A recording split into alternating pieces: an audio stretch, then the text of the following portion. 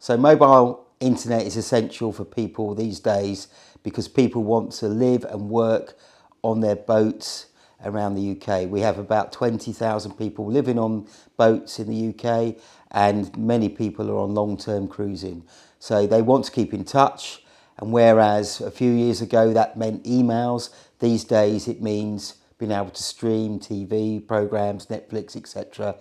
Other services are available, and to work, so they want to use collaborative services such as Zoom, Microsoft Teams, etc. We get asked, how easy is it to set up?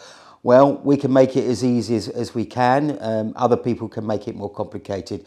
But the equipment that we source we normally requires you just to put a SIM card in the router, turn it on, connect it to the aerial, look for the Wi-Fi name like you would when you're at home, when you get broadband at home, and then away you go. And it's as simple as that. Wi-Fi on board, 12 years ago, we started this business, and the reason we started looking and providing equipment is we couldn't find anything for ourselves. So we were on a boat and we needed to have mobile internet, and there was not very much equipment available. So we design aerials and we source routers and SIM packages. So the routers we have for canal boats are magnetic, so they will fit to the roof very easily. They have a swivel mount, so that if you hit any trees or anything on the canal, they will fold flat to the roof, and they're designed in black, so they look part of your boat. So for motorhomes and caravans, we do roof-mounted aerials, which are lower profile, but it's a different requirement. In a canal boat, you tend to be very low in the terrain. You're surrounded by bushes and trees, and so the signal is attenuated by the leaf cover. When you're in a motorhome, you tend to be higher up, so that it's 3 to 5 meters off the ground. And the biggest issue there, you've got other vehicles around you, which causes a problem. So having the aerial on the roof of a motorhome overcomes most of the problems. When we're looking at routers, what people need to look at is the router's category of service. So in the fourth generation network, 4G long-term evolution, LTE, as they call it in America, what you have in there is routers that they will say the category number. So a lot of people will say, I've got a 4G router, and we'll say, what category is it? And they'll say category 4. Category 4 was great 5 years ago, 10 years ago. You could get 80, 90 meg downloads out of it.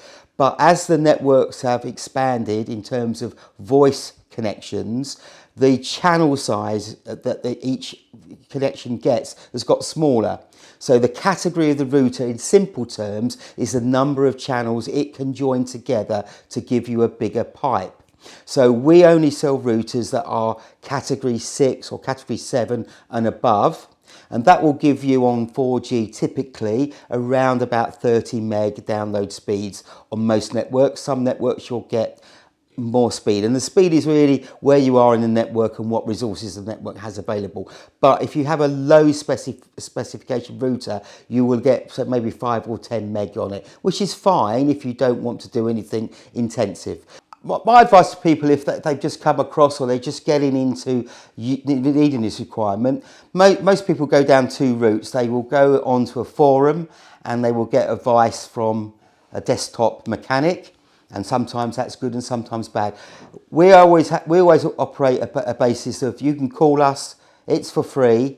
We don't charge you to call us, and we will give you our best advice.